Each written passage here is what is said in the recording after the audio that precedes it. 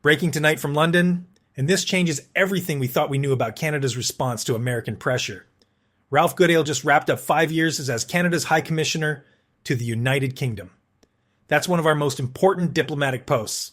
And in his final interview before stepping down, he revealed something that explains every seemingly disconnected move Mark Carney has made since taking office. Canada and Britain aren't just strengthening their relationship.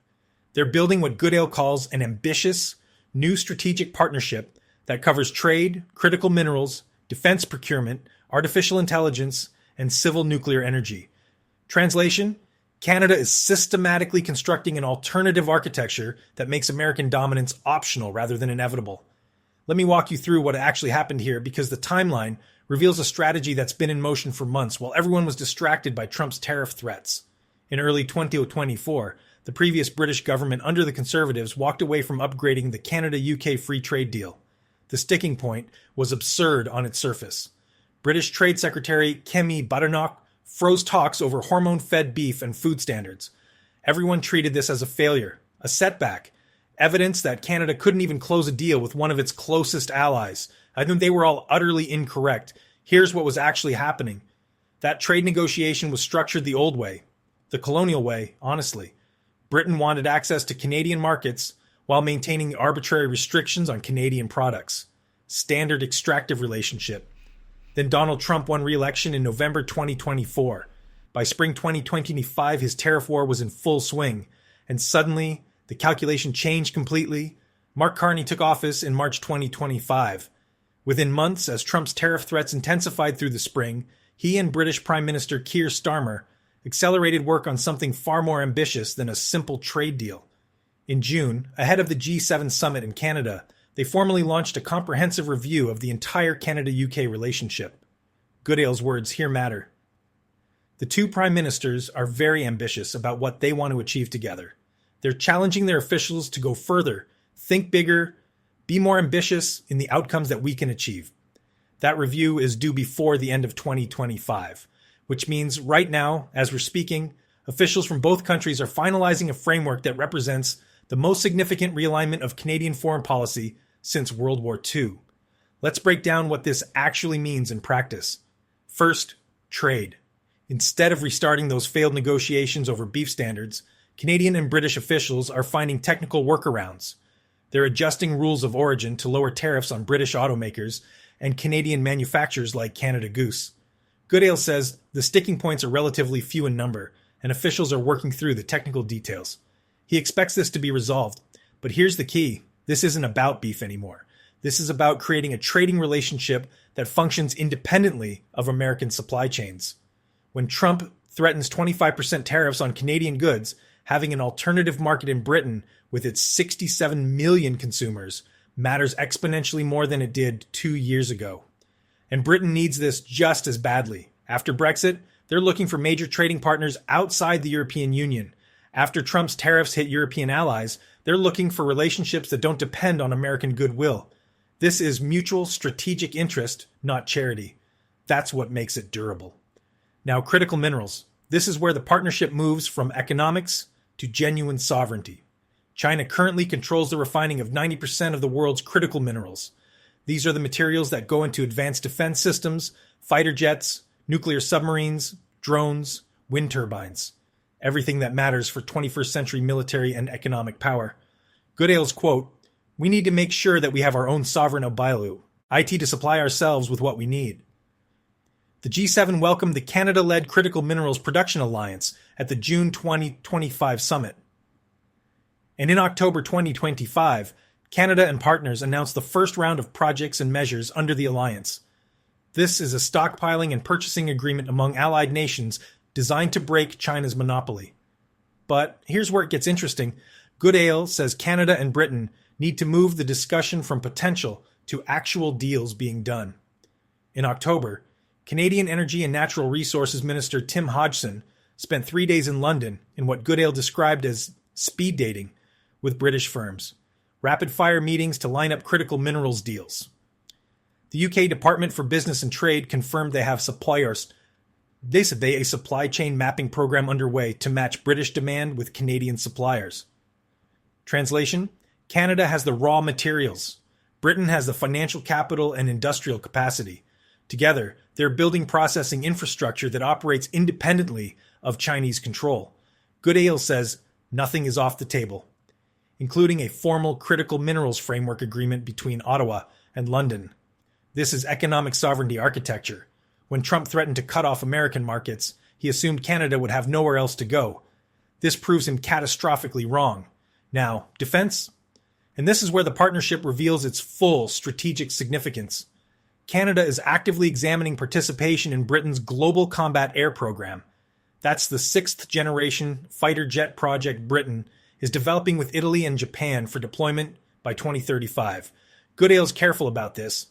Obviously, no decisions have been taken at this stage, but this is something that we are actively engaged in examining in terms of Canada's future acquisitions. He emphasizes this wouldn't replace the American F-35s Canada is already buying. It would be a progression beyond them. But let's be clear about what participation in GCAP actually means. This is a fighter jet program designed by America's allies specifically because they can't rely on American defense exports anymore. Trump has used defense sales as leverage. He's threatened to withhold F-35 parts from allies who don't comply with his demands. The entire GCAP project exists because Britain, Italy, and Japan learned that depending exclusively on American military hardware makes them vulnerable to American coercion. Canada joining this program means building domestic capacity to produce next-generation military aircraft independently of American supply chains. Goodale says Canada wouldn't come empty-handed to this project. He specifically mentions Canada's amazing technological ability, which brings us to artificial intelligence. Dear viewers, this might be the most revealing part of Goodale's entire interview. He says Canada has really kept its successes hidden away when it comes to AI. Then he lays out what's actually been happening. Canada has been at the forefront of global AI development for 45 years. The Canadian Institute for Advanced Research has been investing in machine learning since 1980. Geoffrey Hinton, who literally invented the neural networks that power modern AI, works in Canada. Yoshua Bengio, another AI pioneer, leads research in Montreal.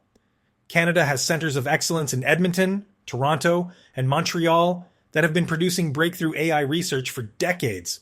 Goodale's words, "This is a field where Canada, I think, should be a little more audacious in claiming our credentials." But here's why this matters strategically. Goodale says Canada and Britain need to develop sovereign AI infrastructure that we can rely upon in all circumstances, and not need to worry that we would be subject to some sort of domination. He's talking about Chinese and American AI dominance, and he's saying Canada and Britain need to build their own independent AI capabilities. The Canadian firm Cohere is already expanding its presence in Britain to support the UK's AI Opportunities Action Plan. So let's connect these pieces. Trade frameworks that function independently of American markets, critical minerals processing that operates outside Chinese control, defense programs that don't require American approval, AI infrastructure that isn't dominated by Silicon Valley or Beijing. This isn't a collection of separate initiatives. This is a comprehensive sovereignty architecture. Goodale served in London through the pandemic, through Brexit, through Putin's invasion of Ukraine, and through the first year of Trump's second term. His assessment, I'm not sure you could find a similar 5 years in which there was so much international activity and turmoil and consequential events. He says, the impact of American policies over the last number of months has had a profound influence on a lot of things in Canada and in the UK and around the world. That's diplomatic language. Translation: Trump's chaos forced both countries to fundamentally rethink their assumptions about American reliability. And their response wasn't to panic. It was to systematically build alternative structures. Goodale says the relationship with Britain is incredibly valuable in the kind of dangerous and turbulent world in which we live. Both Downing Street and the Carney's PMO are pursuing this partnership with a high level of both ambition and enthusiasm. Goodale's final quote, the clear message from both Number 10 and from the PMO, this has huge potential. Let's drive forward. These are two center-left governments that came to power during a period of global realignment. Keir Starmer became UK Prime Minister in July 2024, after Labour's landslide victory ended 14 years of Conservative rule. Mark Carney took office in March 2025, winning the Liberal leadership after Justin Trudeau's resignation. Both inherited relationships that were formally friendly but functionally stagnant. Within months of Carney taking office, officials from both countries were working to deliver a comprehensive strategic partnership before the end of 2025. The speed here matters. This isn't bureaucratic process. This is political will driving immediate results. Now, context. When Trump threatened Canada with the annexation, most analysis focused on whether he was serious or just negotiating. That was the wrong question. The right question was, what does Canada's response tell us about their actual strategy? And the answer is now clear. Canada isn't trying to appease Trump. Canada is building alternative relationships that make American cooperation valuable, but not essential. Britain provides access to European markets through CPTPP and bilateral trade. Britain provides investment capital for critical minerals processing. Britain provides partnership on next-generation defense systems. Britain provides collaboration on sovereign AI capabilities. This is what strategic diversification looks like in practice. And it's working because Britain needs exactly the same things Canada does. Post-Brexit, Britain needs major trading partners outside the EU. Post-Trump, Britain needs defense relationships that don't depend on American reliability. Post-American Britain needs access to critical minerals and advanced technology partnerships. This is genuine mutual interest, creating durable strategic alignment. When Trump looks at Canada, he sees a vulnerable neighbor dependent on American markets. When Mark Carney looks at Canada, he sees a resource-rich, technologically advanced nation with options. The Canada-UK partnership proves Carney's version is closer to reality. If you're someone who follows how nations actually build sovereignty in the 21st century, this is exactly the kind of development you need to understand. Because this isn't rhetoric. This is infrastructure. This is procurement agreements and supply chain mapping and technology partnerships.